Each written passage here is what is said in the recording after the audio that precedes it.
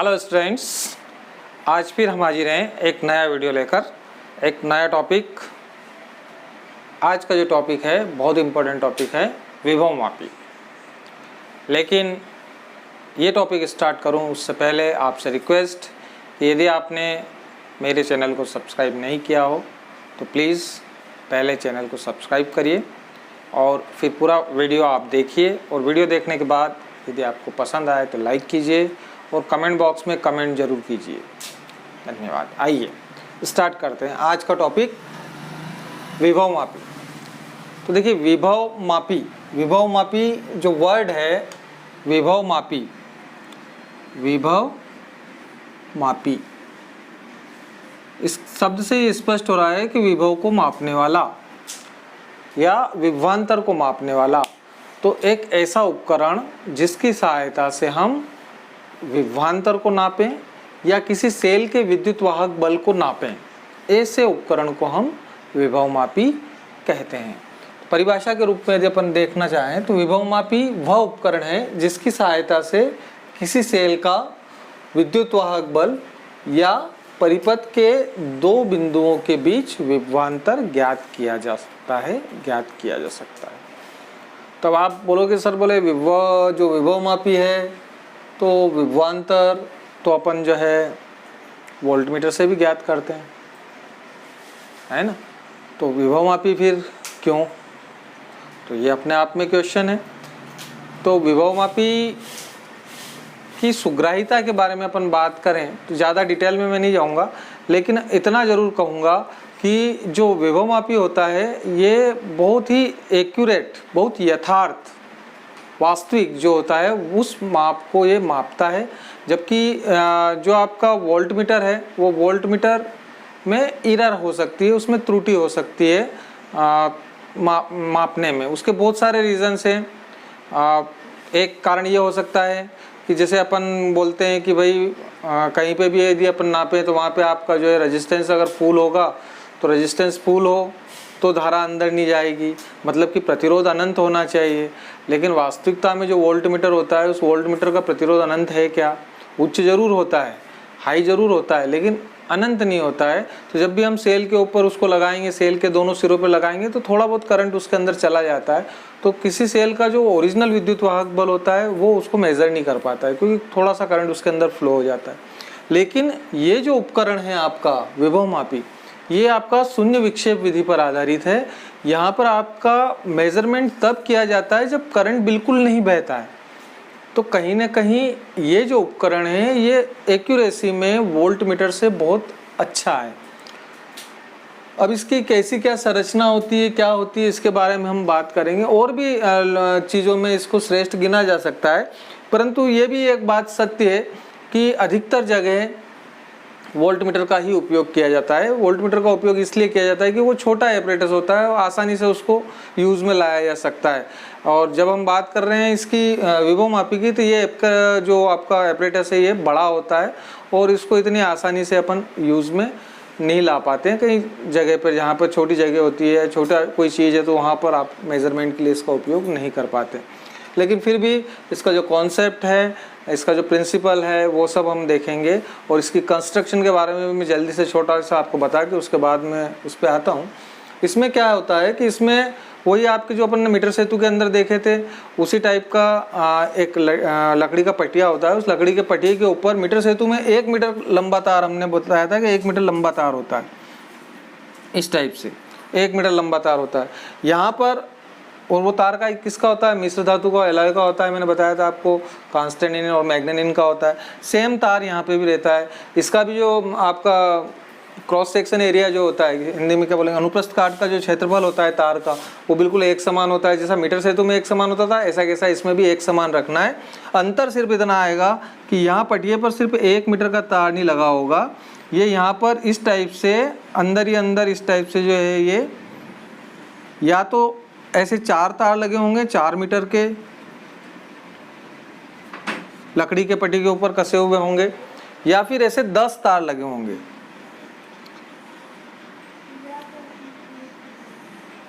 One two three four 5 6 7 8 9 और 10 और ये इनिशियली पॉइंट आपका रहेगा ए और ये बी। तो या तो 10 मीटर का होगा या 4 मीटर का होगा। ये इतने लंबा तार जो है इसके ऊपर लगा हुआ होगा।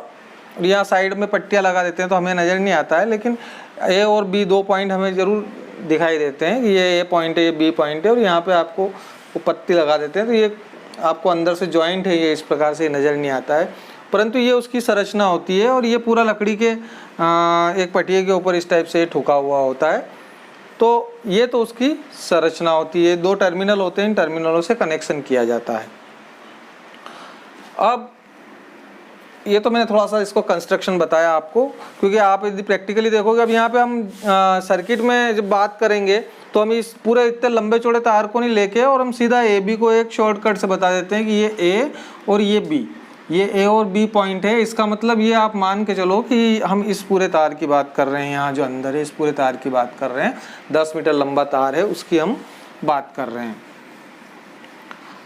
इसका क्या बेसिक होता है, क्या इसका प्रिंसिपल होता है विभव मापी का, इसके ऊपर हम बात कर लेते हैं कि मान लें अपन की जो ये विभव मापी का तार है, इस विभव मापी का पूरा जो तार है इसकी लंबाई, ए बी तार जो हमने लिया है इसकी लंबाई कैपिटल L सेंटीमीटर है, ऐसा हम मान लेते हैं। यह कैपिटल L जो है इस तार की लंबाई है, सेंटीमीटर में ले, मीटर में ले, मीटर ले लें या सेंटीमीटर ले लें, जो भी L मान लें, यूनिट अपने हिसाब से अपन ले लेते हैं। अब इसके साथ में तार जो ए बी है इसके साथ में 2 प्रकार के परिपथ होते हैं। ये भी मैं थोड़ा सा आपको बता दूं, इंट्रोड्यूस कर दूं। ये जो ऊपर वाला परिपथ है, ये परिपथ आपका प्राथमिक परिपथ कहलाएगा, प्राइमरी सर्किट या प्राथमिक परिपथ, जो हमेशा स्थायी उस सर्किट के अंदर रहेगा। इसमें एक बैटरी, एक कुंजी और एक धारा नियंत्रक या रियोस्टेट जिसको कहते हैं, इसको कम ज़्यादा किया जाता है, तो ये इसके अंदर हमेशा लगा हुआ रहेगा। ये फिक्स आपका रहेगा, इसको बोलेंगे प्राथमिक परिपथ। द्वितीयक परिपथ, नीचे वाला परिपथ जो सेकेंडरी परिपथ है, ये अपनी सुविधा के अनुसार जहाँ उपकरण हमको किस हिसाब से उपयोग में करना है उस हिसाब से इस परिपथ को बदला जा सकता है। इसके अंदर यहाँ पर अभी एक जो है आपकी बैटरी लगी हुई है जिसका विद्युत वाहक बल E है, और सेल लगा हुआ विद्युत वाहक बल E है, और एक गैल्वेनोमीटर धारामापी लगा हुआ है, और एक जॉकी लगी हुई है। तो ये आपका द्वितीय परिपथ, ये आपका प्राथमिक परिपथ। मैं फिर से बता दूं कि प्राथमिक परिपथ आपका विभवमापी के अंदर फिक्स रहता है जब भी आप प्रयोग करते हैं, प्रैक्टिकल करते हैं, और सेकेंडरी परिपथ उस एपरेटस का उपयोग किस प्रयोग के लिए किया जा रहा है उसके हिसाब से सेकेंडरी जो आपका सर्किट होता है ये चेंज होता रहता है। अब इसका उपयोग कैसे किया जा सकता है, कहाँ कहाँ किया जा सकता है, तो इसका उपयोग सबसे पहले तो किसी भी सेल के ईएमएफ ज्ञात करने के लिए, सेल का ईएमएफ विद्युत वाहक बल ज्ञात करने के लिए उपयोग किया जाता है। दूसरा, दो सेलों के ईएमएफ की तुलना करने के लिए, ईएमएफ की तुलना में विद्युत वाहक बलों की तुलना अगर 2 सेलों की करना हो तो उसमें इसका उपयोग किया जाता है। तीसरा, किसी सेल के, कोई भी सेल है, किसी सेल के आंतरिक प्रतिरोध को ज्ञात करने में, आंतरिक प्रतिरोध को ज्ञात करने में। तो ये 3 प्रकार से इसका उपयोग अपन जनरली कर सकते हैं। हम प्रैक्टिकली 2 प्रकार जो लास्ट के हैं, सेकंड और थर्ड, ये हम प्रैक्टिकली लैब के अंदर भी ये दोनों प्रैक्टिकल हम करते हैं। 2 सेलों के विद्युत वाहक बलों की तुलना भी हम करते हैं, किसी सेल के आंतरिक प्रतिरोध को ज्ञात भी हम इस उपकरण के द्वारा हम करते हैं। तो ये जो सेकेंडरी परिपथ है, ये सेकेंडरी परिपथ इस पे ऊपर डिपेंड करता है कि हम इनमें से किस चीज़ के रूप में इसका उपयोग कर रहे हैं। प्राइमरी सर्किट आपका फिक्स रहता है। प्राइमरी सर्किट आपको के अंदर आपको पॉइंट ए के ऊपर से आपको बैटरी का धन ध्रुव जोड़ना ही जोड़ना है, उसके बाद में फिर ये की वगैरह है जोड़ के, और सेकेंडरी पे बी यहाँ पर जोड़ देना है।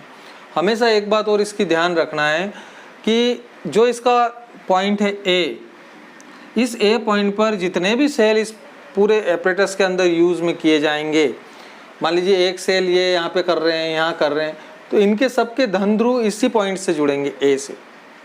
ये हमेशा, मान लीजिए आप 2 सेलों की बात करेंगे हम आगे, तो 2 सेलों के हैं तो डबल सेल भी लेंगे तो उसका भी धन ध्रुव यहीं से जुड़ेगा। तो ए पॉइंट के ऊपर हमेशा पॉजिटिव वाले सिरे इसके ऊपर जुड़ेंगे, ये आपको याद रखना है। चलिए अब आते हैं अपन इसके सिद्धांत के ऊपर कि इसका सिद्धांत क्या होता है, किस सिद्धांत के ऊपर ये कार्य करता है और कैसे कार्य करता है। तो देखिए थोड़ी देर के लिए सेकेंडरी सर्किट को अगर हम भूल जाएं तो यहाँ से जो बैटरी है, इस बैटरी से करंट फ्लो हो रहा है, करंट फ्लो होकर यहाँ आ रहा है और यहाँ से ऐसे जा रहा है, इस टाइप से जा रहा है। कहीं ना कहीं यहाँ वोल्टेज आरोपित हो रहा है। मान लीजिए यहाँ पर आपका वोल्टेज ज़्यादा है, यहाँ नेगेटिव वाला टर्मिनल जा रहा है, तो यहाँ वोल्टेज कम है, तो ज़्यादा वोल्टेज से कम वोल्टेज की तरफ आपका करंट फ्लो हो रहा है इस तरफ से। तो यहाँ पर वोल्टेज अलग रहेगा, यहाँ वोल्टेज अलग रहेगा, यहाँ वोल्टेज अलग रहेगा, यहाँ वोल्टेज अलग रहेगा, यहाँ इस टाइप से जो है वोल्टेज जैसे जैसे अपन इस ए से बी की ओर बढ़ते जाएंगे वैसे वैसे जो है वोल्टेज ड्रॉप होता जाएगा, वोल्टेज का पतन होता जाएगा, विभव कम होता जाएगा। स्वाभाविक है यहाँ ज़्यादा है, यहाँ पर वो विभव कम होगा।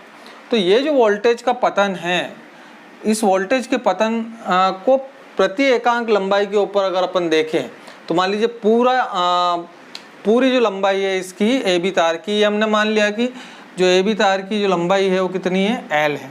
तो प्रति एकांक लंबाई पर वोल्टेज ड्रॉप या वोल्टेज का पतन जिसको हम बोलते हैं विभव प्रवणता, तो वो कितना होगा, तो रो से बताते हैं, rho equal to V upon L, V upon L. अब 1 सेंटीमीटर पर V upon L into x, 2 centimetre पर कितना होगा, वी इंटू एल इंटू 2। ऐसे कैसे जितना भी अपन डिस्टेंस देखेंगे उस डिस्टेंस के ऊपर अपन देखेंगे तो we upon L small L, अगर यहाँ देखेंगे तो स्मॉल एल, एक्स देखेंगे तो एक्स, जिस भी चीज़ का गुणा हुआ हम इसके अंदर उसका गुणा करते जाएंगे। तो फिर से बता दूं आपको, ये जो ए बी तार है, इस ए बी तार के ऊपर इस बैटरी की वजह से वोल्टेज डिफरेंस आ रहा है, यहाँ पर वोल्टेज ज़्यादा है, यहाँ वोल्टेज कम है। जैसे जैसे आप ए बी तार के ऊपर आगे की तरफ बढ़ते जाओगे वैसे वैसे वोल्टेज ड्रॉप होता जाएगा, वोल्टेज ड्रॉप होता जाएगा।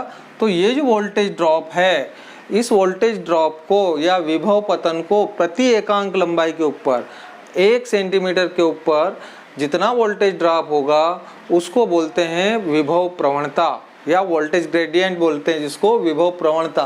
तो वो कितना होगा, तो rho equal to V upon L, L लंबाई का, तो प्रति एकांक लंबाई में यूनिटरी मेथड जब आप लगाते हो तो उससे कितना हो जाएगा, वी अपॉन एल। तो rho equal to V upon L. तो वी अपॉन एल क्या है आपका जो है विभव प्रवणता है। और इसी अब देखिए आप यहाँ पर थोड़ा सा मैं आपको अब ये इस सेल के हिसाब से इसको बताता हूँ कि विभव प्रवणता हमने देख ली कि विभव प्रवणता rho is equal to V upon L होगी या V equal to rho into L, ऐसा भी हम बोल सकते हैं, V equal to rho into capital L वाली बात हम कर सकते हैं। अब यहाँ देखिए आप, ये इसका जो जिस सेल का हमको ईएमएफ ज्ञात करना होता है उसको हम यहाँ ऐसे जोड़ के, इससे धारामापी से जोड़ दिया, धारामापी से जोकी से जोड़ दिया। जोकी के बारे में हम पहले भी बता चुके हैं कि पेननुमा संरचना होती है जिसमें एक तरफ अपन तार जोड़ देते हैं, दूसरे सिरे को इसको टच करते रहते हैं। अब यहाँ पर जैसे ये सेल हमने लिया और हम इस जोकी को टच करते हैं, तो यहाँ टच करते हैं, इसका मतलब ए से लेके इस पॉइंट तक का जो डिफरेंस है, वोल्टेज डिफरेंस है, वो आता है। फिर इससे आगे लेते हैं तो ये वोल्टेज डिफरेंस आता है, ये वोल्टेज डिफरेंस आता है, ये वोल्टेज डिफरेंस आता है। तो ए पॉइंट से वो वोल्टेज डिफरेंस काउंट हो रहा है, तो यहाँ से जैसे काउंट किया आपने तो यहाँ लगाया है, तो यहाँ लगाया तो कितना वोल्टेज डिफरेंस आ रहा है, फिर यहाँ लगाया तो कितना वोल्टेज डिफरेंस, यहाँ लगाया वोल्टेज डिफरेंस। तो ये इसको गैल्वेनोमीटर में धारा बहती जाती है। एक पॉइंट ऐसा आता है कि आप टच करोगे यहाँ पर और गैल्वेनोमीटर में धारा बहना बंद हो जाएगी। That is the important point. थोड़ा सा समझना मैं जो बताना चाह रहा हूँ कि यहाँ पर आपने टच किया और इस गैल्वेनोमीटर के अंदर धारा बहना बंद हो गई। इसके मायने क्या हुए, इसके मायने ये हुए कि यहाँ से यहाँ तक जो इस बैटरी की वजह से जो विभव लग रहा था वो विभव यहाँ लग गया फुल, और वो विभव की वैल्यू इस विभव के वैल्यू के क्या हो गया, विभवांतर के बराबर हो गया। इस बैटरी का जो विभवांतर है, बैटरी का जो विद्युत वाहक बल है, वो विद्युत वाहक बल ए से लेके और इस पॉइंट तक, इसका नाम अपन कुछ भी दे सकते हैं, मान लीजिए डी नाम दे दिया इसका थोड़ी देर के लिए। तो ए से लेके और डी के बीच का जो विभवांतर है, वो विभवांतर वास्तव में इस सेल जो सेकेंडरी परिपथ में जो सेल लगा है, इस सेल के विद्युत वाहक बल के बराबर हो गया है। कैसे कह रहे हो आप कि बराबर हो गया है? तो हम इसलिए कह रहे हैं कि यहाँ से यहाँ तक का जो विभवांतर है और यहाँ से इस सेल की वजह से जो विभवांतर यहाँ लग रहा है वो दोनों सेम हो गए हैं, सेम हो गए हैं जब ही इस गैल्वेनेटर के अंदर जो है धारामापी के अंदर करंट फ्लो नहीं हो रहा है, शून्य विक्षेप आ रहा है। शून्य विक्षेप आ रहा है, शून्य विक्षेप कब आएगा? धारा कब नहीं बहेगी? जबकि दोनों पॉइंट के पोटेंशियल क्या हो? सेम हो, विभव दोनों के क्या हो? समान हो, तभी धारा अंदर नहीं बह पाती है। तो धारा अंदर नहीं बह पा रही मतलब कि यहाँ का विभव और यहाँ का विभव जो क्या हो रहा है आपका? सेम हो रहा है, सेम हो रहा है। इसका मतलब ये हुआ कि जो अपन यहाँ तक का जो विभव निकालेंगे वो विभवांतर ही वास्तव में सेल के विभवांतर के बराबर है। तो ये तरीका अपन इसमें यूज करते हैं कि ये जो पोटेंशियल डिफरेंस है ये एक्चुअली इसका पोटेंशियल डिफरेंस नहीं है, ये वास्तव में अब इस सेल का पोटेंशियल डिफरेंस है। ये बेसिक प्रिंसिपल इसका है। तो यहाँ पर आप बात करो कि मान लो कि जो आपका उच्च विभव है, ये यहाँ पर उच्च विभव है और उच्च विभव से सिरे से ये जो संतुलन बिंदु कहलाता है, इस संतुलन बिंदु की दूरी स्मॉल एल है। सिरे ए से जो है उच्च बिंदु, ये उच्च विभव से संतुलन बिंदु की दूरी अगर स्मॉल एल है तो ऐसी स्थिति में इसका विद्युत वाहक बल कितना हो जाएगा? E = रो इंटू एल, स्मॉल एल। मैंने पहले ही बोला आपको रो का गुणा क्यों इसके अंदर हो रहा है, क्योंकि प्रति एकांक सेंटीमीटर के ऊपर जो विभव पतन है वो क्या है? रो V/L। तो हमने देखा कि कितनी L लंबाई तक के, तो L लंबाई के लिए कितना हो गया? इसमें L का गुणा हो गया, तो E = कितना हो गया? रो इंटू एल। ये आपका इसका विभवमापी का सिद्धांत है, E = रो इंटू एल। फिर से आपको बता दूं मैं, विभवमापी के सिद्धांत के अंदर हमने दो चीज़ जो है अच्छे से समझने की कोशिश की है। एक चीज़ ये है जो आपका ग्रेडियंट है या जिसको प्रवणता बोलते हैं हम, कि प्रवणता क्या चीज़ है? तो प्रति एकांक लंबाई पर वोल्टेज ड्रॉप, प्रति एकांक लंबाई पर जो वोल्टेज ड्रॉप होगा वो होगा V/L। तो L लंबाई के ऊपर कितना होगा? तो या तो अपन रो इंटू एल लिखें या क्या कर सकते थे इसी को V/L इंटू एल। तो बात एक ही है, V/L इंटू एल। प्रति एकांक लंबाई पर V/L है तो L लंबाई पर कितना होगा? V/L इंटू एल, मतलब कि रो इंटू एल। और ये रो इंटू एल, ये जो वोल्टेज ड्रॉप है, ये वोल्टेज ड्रॉप जो है वास्तव में इस सेल के विद्युत वाहक बल के बराबर है, क्योंकि संतुलन बिंदु की स्थिति में यहाँ से करंट फ्लो नहीं हो रहा है। करंट फ्लो नहीं हो रहा है इसका मतलब जितना EMF या जितना पोटेंशियल इसके सिरों पे है उतना के उतना पोटेंशियल यहाँ पर भी है। तो दोनों सेम पोटेंशियल पे होने की वजह से करंट फ्लो इसके अंदर नहीं हो रहा है।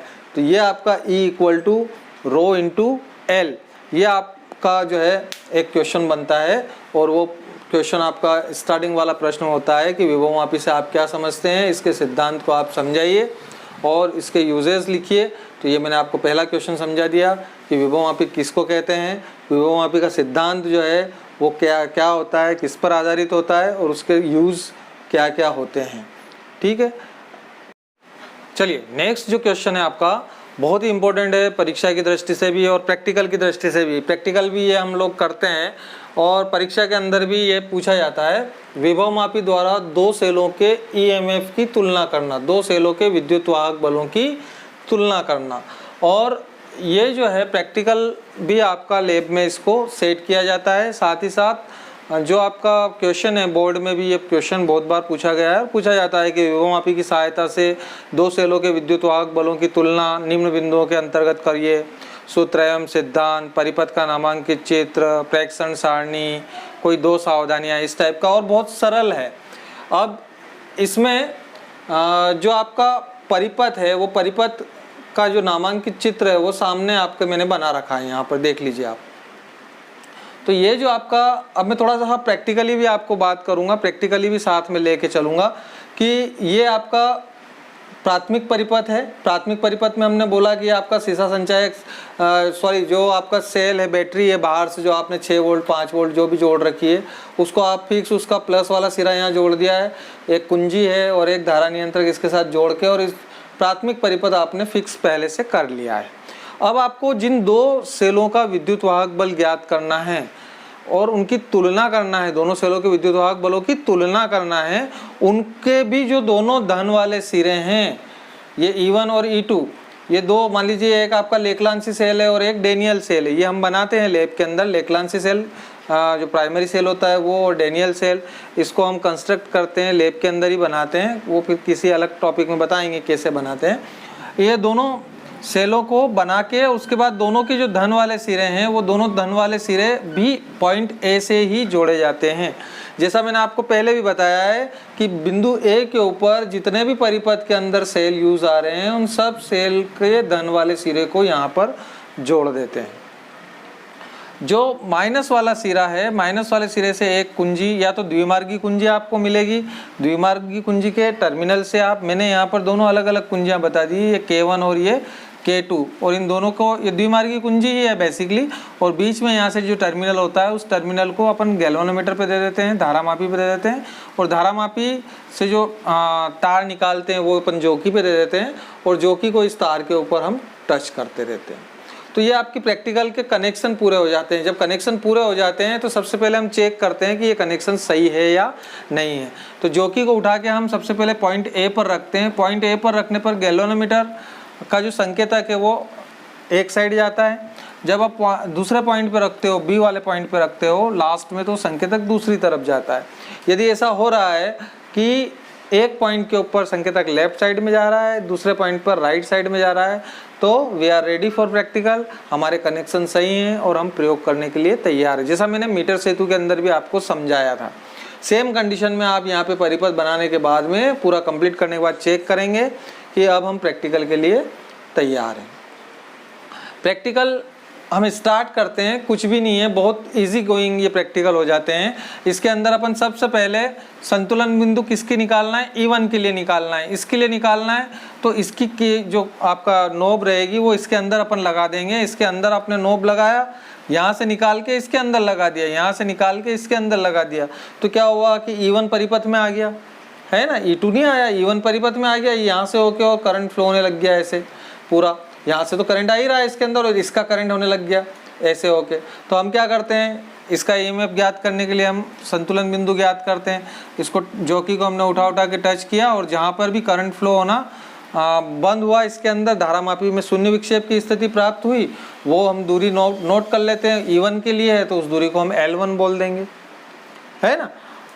फिर वापस ये वाले यहाँ से हटा के और E2 वाले में लगा दी, तो अब ये क्या हो गया, E1 परिपथ से बाहर हो गया और E2 परिपथ में आ गया। ऐसी स्थिति में फिर हमने जोकी टच कर करके और हमने फिर देखा कि शून्य विक्षेप की स्थिति कहाँ आ रही है, वो शून्य विक्षेप की स्थिति जहाँ आ रही है वो आपके डिस्टेंस L2 हो जाएगा।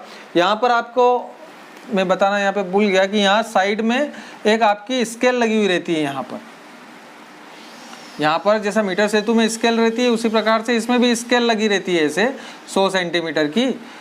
तो वो हम तार जो रहते हैं उस तार से उसकी काउंटिंग, एक ऊपर की तरफ स्केल रहती है, एक नीचे की तरफ स्केल रहती है। तो जिस हिसाब से तार का जो बनावट होती है उस हिसाब से हम देख लेते हैं और काउंट कर लेते हैं कि 202 तार निकल गए और तीसरे तार में यदि आपका शून्य विक्षेप प्राप्त हो रहा है तो 243, 245, 3 निकल गए तो 320, इस टाइप से वो प्रैक्टिकली हम उसको वहाँ पर देख लेते हैं। इसके अंदर इसको शो नहीं किया जाता है, पर प्रैक्टिकली मैं आपको बता रहा हूँ कि यहाँ पर एक जो है इस टाइप से दोनों तरफ एक एक स्केल लगी रहती है। उन स्केल के हिसाब से हम उन तारों की गिनती करके और उसमें 100 का मल्टीप्लाई कर देते हैं। तो प्रैक्टिकल आपका क्या हुआ, बिल्कुल ईजी है। आपको E1 सेल के लिए L1 निकालना है तो K1 वाले इसके अंदर आपने प्लग लगा दिया तो ये आपका सर्किट में आ गया। इससे आपने शून्य विक्षेप की स्थिति ज्ञात कर ली। फिर आपने यहाँ से प्लग निकाल के और K2 में लगा दिया तो E1 तो बाहर हो गया, E2 आ गया, इसमें आपने शून्य विक्षेप की स्थिति। ये 2-3 रीडिंग है इस प्रकार से इसमें लेना होती है। अब इसका जो सूत्र है या जिसको फार्मूला डिराइव कहते हैं या सूत्र या सिद्धांत है वो भी बहुत सरल है कि हमने जो आपका विभवमापी का सिद्धांत अभी हमने पढ़ा है थोड़ी देर पहले, उसके अनुसार क्या होता था विभवमापी के सिद्धांत के अनुसार कि कोई भी सेल जो सेकेंडरी में परिपथ में लगा हुआ है तो उसका विद्युत वाहक बल ρ/L होता था, है ना। अभी हमने देखा था कि प्रति एकांक लंबाई के ऊपर, तो यहाँ पर 2 सेल लगे हुए हैं तो पहले वाले सेल की बात कर रहे हैं तो E1 = कितना हो जाएगा ρ, और ये बैलेंस किससे हो रहा है L1 से, तो ρ/L1 हो गया। तो ये इक्वेशन फर्स्ट दे दी पहले सेल के लिए, है ना। जो पहला सेल है वो अपन मान लें कि उसका विद्युत वाहक बल E1 है। यहाँ लिखना पड़ेगा कि माना जो पहला सेल है, पहले सेल का जो ईएमएफ है विद्युत वाहक बल वो कितना है, E1 है, और संतुलन बिंदु की दूरी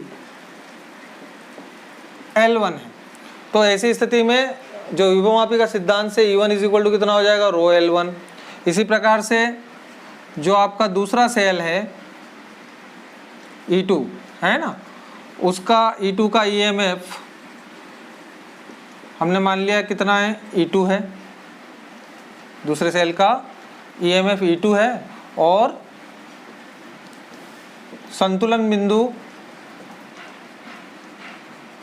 की दूरी सेकेंडरी कंडीशन में जब हमने दूसरा सेल लिया उस समय संतुलन बिंदु की दूरी L2 है, ऐसा मान लिया। तो विभवमापी के सिद्धांत से क्या हो जाएगा, E2 is equal to rho L2, that's equation second. बहुत सरल है, सिर्फ आपको विभवमापी का सिद्धांत लगाना, जो हम पहले डिस्कस कर चुके हैं कि विभवमापी का सिद्धांत क्या होता है, rho E equal to rho L होता है। तो जब हम पहले सेल की बात कर रहे हैं, इसके लिए संतुलन बिंदु L1 पे आ रहा है, तो E1 is equal to rho into L1 हो जाता है।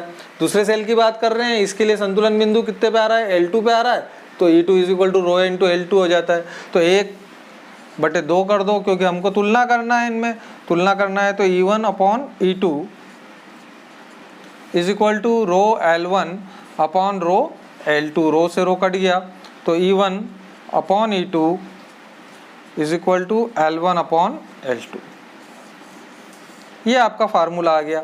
तो सीधे सीधे आपने L1 और L2 की वैल्यू निकाली, L1 L2 की वैल्यू इसके अंदर रखो तो दोनों की तुलना हो जाएगी। यही प्रश्न था, विभवमापी और दो सेलों के EMF की तुलना करना। तो क्या करना है, L1 और L2 निकालना है। L1 कैसे निकालोगे साहब, कि ये कनेक्शन कर दिया, K1 के अंदर प्लग लगाया, संतुलन बिंदु जहाँ पर प्राप्त हो रहा है, अर्थात शून्य विक्षेप की स्थिति जहाँ प्राप्त हो रही है, रीडिंग देख ली 25 सेंटीमीटर पे हो रहा है, तो L1 25 हो गया। फिर वो प्लग निकाल के K2 में लगाया, K2 में लगा के फिर देख लिया संतुलन बिंदु कहाँ मिल रहा है, बोले 40 पे मिल रहा है, तो 40 से L2 हो गया, तो 25/40 आपने मान रख दिया, E1 अपॉन E2 उसका रेशो निकल गया। ये आपका प्रैक्टिकल भी हो गया और आपका जो है क्वेश्चन भी हो गया कि ये L1 और L2 का मान अपन इसमें रखें। तो इस प्रकार से आपका ये हो जाएगा। रही बात प्रेक्षण सारणी की, तो प्रेक्षण सारणी में भी आपको कुछ नहीं, एक तरफ आपको यहाँ क्रमांक आ जाएगा, यहाँ आपका E1 के लिए वही लिखना पड़ेगा। E1 के लिए संतुलन बिंदु की दूरी कितनी हो गई, L1 निकाल लो। फिर ऐसे कैसे E2 के लिए संतुलन बिंदु की दूरी ये L2 हो गई, तो ये क्रमांक हो गया, ये L1 हो गया, L2 हो गया, और यहाँ पे लास्ट में E1 upon E2 is equal to L1 upon L2, ये सूत्र रख दिया जो हमने निकाला है ना। ये आपकी प्रेक्षण सारणी तैयार हो गई। अब इसमें आप जो है 1 2 3 रीडिंग 4 रीडिंग जो भी है वो ले लो, और नीचे फिर यहाँ से आप निकालोगे, यहाँ इसका माध्य निकाल लो, माध्य E1 अपॉन E2 दिस। तो ये आपका जो है प्रेक्षण सारणी हो गई। तो सिद्धांत हो गया, रेखा चित्र हो गया, प्रेक्षण सारणी हो गई, और सावधानियां तो कॉमन सावधानियां इसके अंदर रखना है।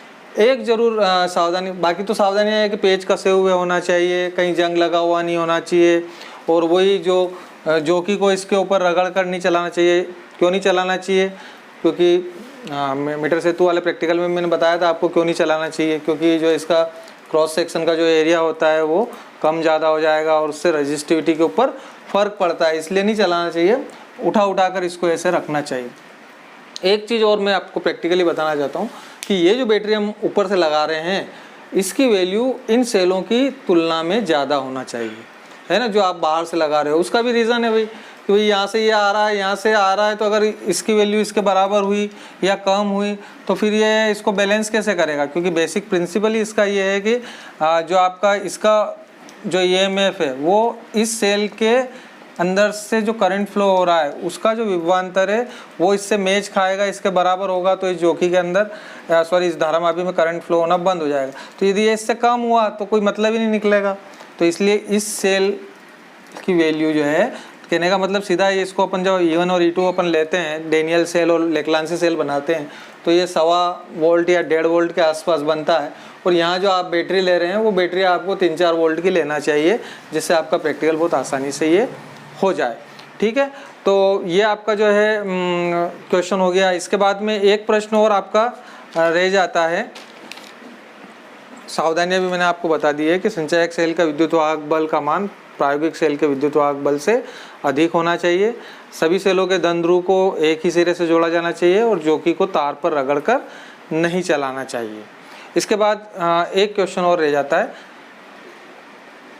ये जो आपका अगला प्रश्न बनेगा वो है विभवमापी की सहायता से किसी सेल का आंतरिक प्रतिरोध ज्ञात करना। इससे पहले हमने देखा 2 सेलों के विद्युत वाहक बलों की तुलना करना। अब विभवमापी की सहायता से किसी सेल का आंतरिक प्रतिरोध ज्ञात करना। तो सबसे पहले मैं आपको परिपथ से परिचित करा दूं। प्राथमिक परिपथ हमारा वैसा के वैसा ही रहेगा जैसा पिछले वाले प्रैक्टिकल में था, या वैसा के वैसा ही बैटरी, कुंजी, रियोस्टेट, ये ऐसा कैसा। सेकेंडरी में जहां अपन 2 सेल ले रहे थे वहां पर हमें एक ही सेल लेना है कि जिस सेल का हमको आंतरिक प्रतिरोध ज्ञात करना है, चाहे वो डेनियल सेल ले लें, लेक्लांसी सेल ले लें या ड्राई सेल ले लें, जो भी है वो यहाँ पर आप ले लेना है। उसके साथ ही साथ इसके समानांतर क्रम में हमको एक रेजिस्टेंस बॉक्स लेना है। इस सेल के पैरेलल हमको एक रेजिस्टेंस बॉक्स लेके और यहाँ पर आपको जो है कनेक्ट करके की से गैल्वेनोमीटर पर, गैल्वेनोमीटर से फिर जोकी के ऊपर। तो इस प्रकार की यहाँ पर आपकी एक कुंजी मिलेगी जो आपको ये वाला तार यहाँ जुड़ा हुआ रहेगा, एक दूसरा तार यहाँ, और बीच के तार से हम उसको निकाल देंगे। तो इस प्रकार से आपको ये कनेक्ट करना है। अब प्रैक्टिकली हमको क्या करना है ये हम देख लें, उसके बाद में सूत्र वगैरह पे आ जाता हूँ फटाफट। तो आप देखिए, सबसे पहले हमको जोकी को ए पॉइंट के ऊपर टच करना है, इधर देखना है डिफ्लेक्शन इधर जा रहा है, फिर बी पॉइंट पर देखना है डिफ्लेक्शन इधर जा रहा है, दोनों तरफ यदि जा रहा है तो we are ready for practical. अब हम प्रैक्टिकल के लिए तैयार हैं। अभी आपको ये देखना है कि यहाँ पर अपन ने जो आपका पॉइंट है, इस पॉइंट के ऊपर से आप प्लग निकाल लें, और प्लग निकाला, यहाँ से आपने प्लग निकाल लिया, प्लग निकाल के आपने इसमें ले लिया है। ठीक है, मतलब अब आपका जो है यहाँ से प्लग निकाल लिया तो रेजिस्टेंस आपके अंदर नहीं है। रेजिस्टेंस आपके अंदर नहीं है तो आपका जो है विद्युत वाहक बल, सिर्फ इस सेल के विद्युत वाहक बल के लिए आपको संतुलन बिंदु की दूरी ज्ञात करना है, सिर्फ सेल के लिए, है ना। पूरा के पूरा, अब ये पूरा रेजिस्टेंस बॉक्स आपके सर्किट में नहीं है, अभी आपने की निकाल ली है यहाँ से, तो रेजिस्टेंस बॉक्स आपके सर्किट में नहीं है। तो ऐसी स्थिति में आप जो देखेंगे तो वो संतुलन बिंदु की दूरी जो प्राप्त होगी वो आपकी L1 कहलाएगी। L1 विद्युत वाहक बल E के लिए संतुलन बिंदु की दूरी आपकी L1 कहलाएगी। ठीक है, L1 निकाल लिया। अब आपने क्या करा कि इस रेजिस्टेंस बॉक्स के यहाँ से यहाँ वापस की लगा दी, और इसमें से रेजिस्टेंस बॉक्स में से एक प्लग कोई सा भी निकाल लिया। रेजिस्टेंस बॉक्स के बारे में मैं पहले भी आपको बता चुका हूँ कि रेजिस्टेंस बॉक्स के अंदर बहुत सारे रेजिस्टेंस होते हैं और यहाँ ऐसी प्लग लगे हुए होते हैं। इन प्लग को आप यहाँ लिखा हुआ होता है 5 ओम, 10 ओम, 15 ओम, ऐसे। तो जैसा प्लग आप निकालते हो वो रेजिस्टेंस परिपथ में आ जाता है। तो यहाँ से एक प्लग आप रेजिस्टेंस बॉक्स में से कोई सा भी खींच लेंगे, उस आर की वैल्यू यहाँ पर आ जाएगी। बाह्य प्रतिरोध में आर, मान लीजिए आपने 5 ओम का निकाला तो यहाँ 5 ओम आ गया, 5 ओम आ गया। उससे पहले हमने यहाँ पे देख लिया था जब ये रेजिस्टेंस इसके सर्किट में नहीं था तब L1 मान लीजिए आपका 25 आ गया था। अब 5 ओम आ गया है, रेजिस्टेंस का प्लग हमने लगा दिया। अब यहाँ पे आपने देखा तो मान लीजिए कितना आ रहा है, L2 की वैल्यू कुछ भी आ रही है, 12 आ रही है, 15 आ रही है, जो भी आ रही है। तो ये आपने नोट कर ली L2 की। तो L1 और L2 क्या चीज़ है, क्लियर दिमाग में होना चाहिए कि L1 जब हम रेजिस्टेंस बॉक्स को परिपथ में नहीं ले रहे हैं उस समय जो सेल है उसका विद्युत वाहक बल संतुलित हो रहा है, वो दूरी आपकी L1। विद्युत वाहक बल E के लिए संतुलन बिंदु की दूरी L1 है।